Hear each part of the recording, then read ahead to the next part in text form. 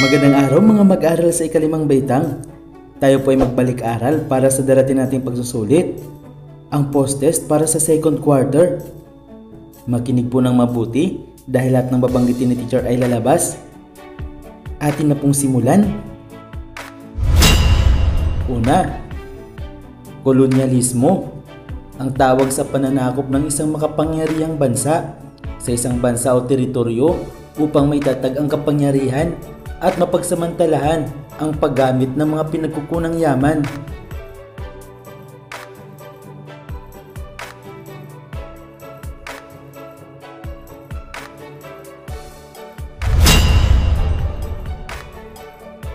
Superior.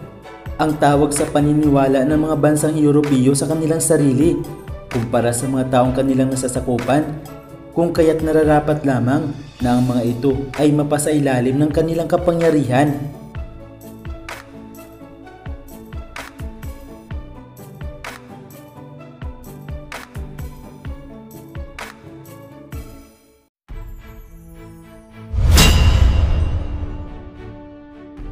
Prince Henry the Navigator. Siya ay naiugnay sa mga naunang paglalayag at paggalugad at isang iskolar na magaling sa pag-aaral ng heograpiya at astronomiya.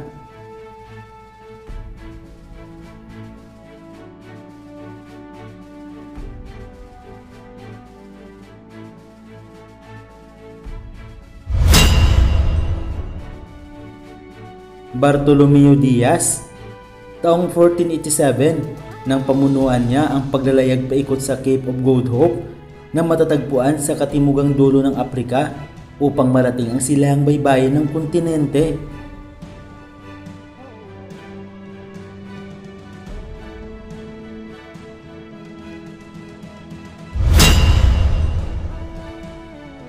Vasco da Gama.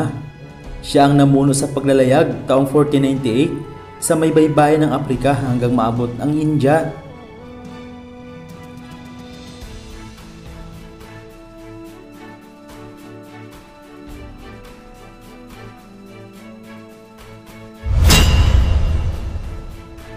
Christopher Columbus. Isang Genoese na manlalayag na nagsisilbi sa ilalim ng Espanya.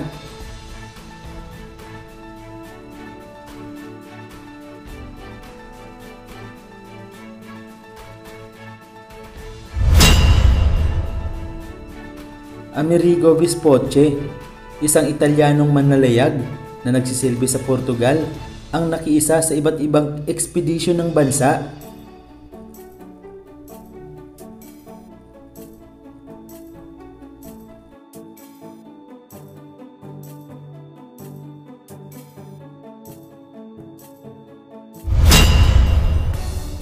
Haring John II, hari ng Portugal na umalma sa hindi patas na naging desisyon ng Papa at magiging limitado ang kargatang lalayagan nila papuntang Afrika.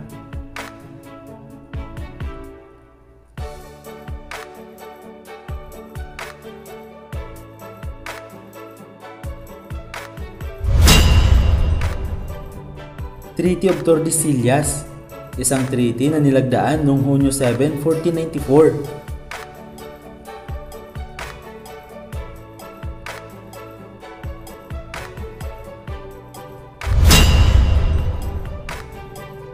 Ferdinand Magellan, isang Portugis na lumapit sa ng Espanya na si Haring Manuel upang maglayag at tuklasin ang Spice Islands o Moluccas.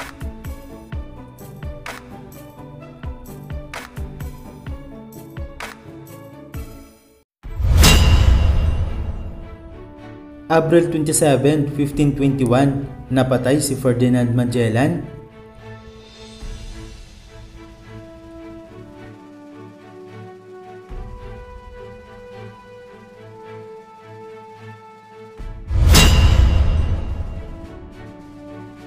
Marso 16, 1521, narating ni Ferdinand Magellan ang Pilipinas.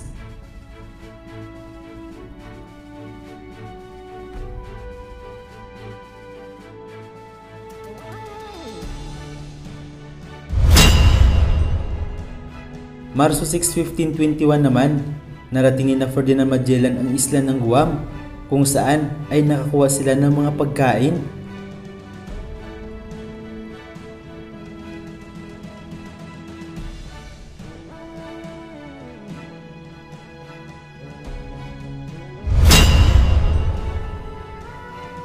Sebastian del Cano ang namuno sa barkong Victoria nang marating nila ang Sanlúcar de Barrameda kasama ang 18 katao.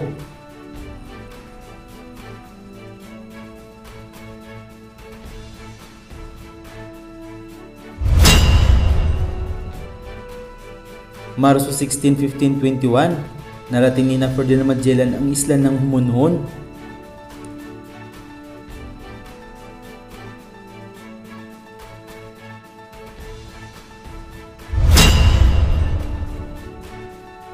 Raha Colombo ang pinuno ng Limasawa nang makarating sila ni Ferdinand Magellan.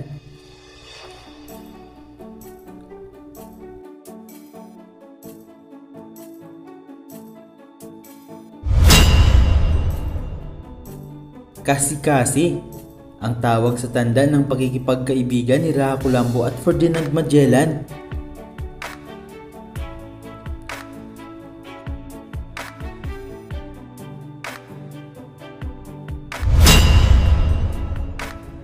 Raha Humabon ang pinuno ng Cebu o Sugbo nang marating nila Ferdinand Magellan.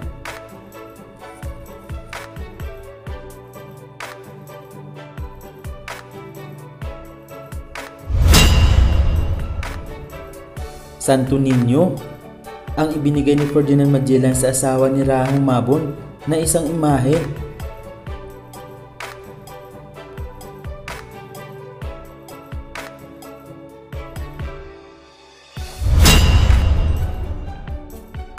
Carlos ang naging pangalan ni Raha Humabon pagkatapos ito mabinyagan sa naganap na misa sa Cebu sa unang pagkakataon.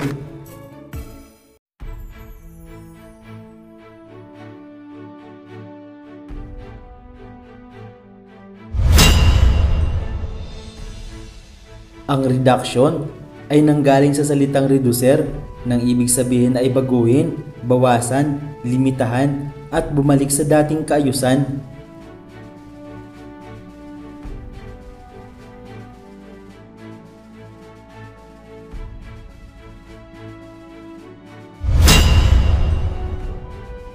Ang tributo ay ang buwis na binabayaran ng mga mamamayang Pilipino sa mga Espanyol.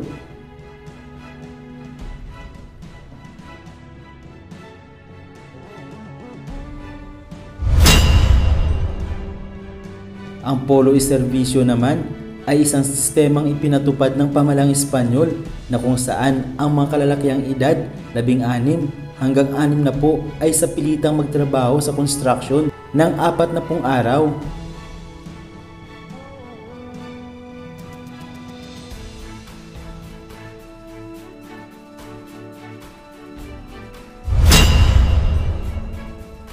Ang mga pulista naman o manggagawa ay nakakatanggap ng sustento kasama na ang pagkain.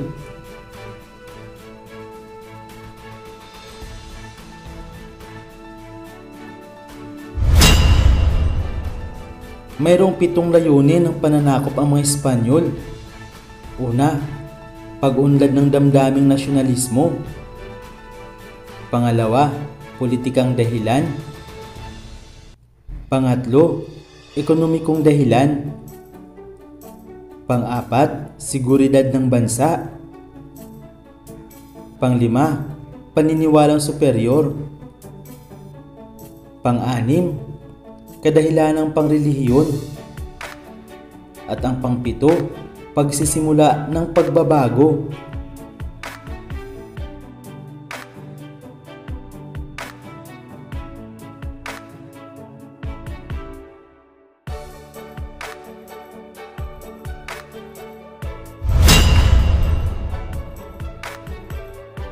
Atin naman kilalanin ang mga kilalang Portugis na may kaugnayan sa mga ekspedisyon.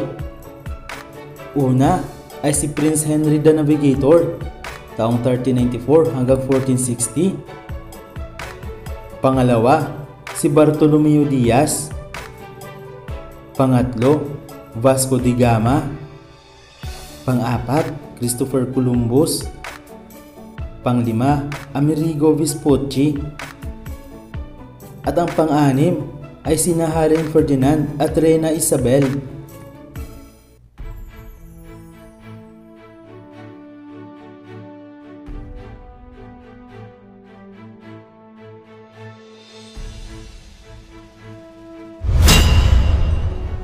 Mga mag-aaral, huwag kalimutan ang ating napag-aralan dahil lahat ng ito ay lalabas sa darating nating pagsusulit.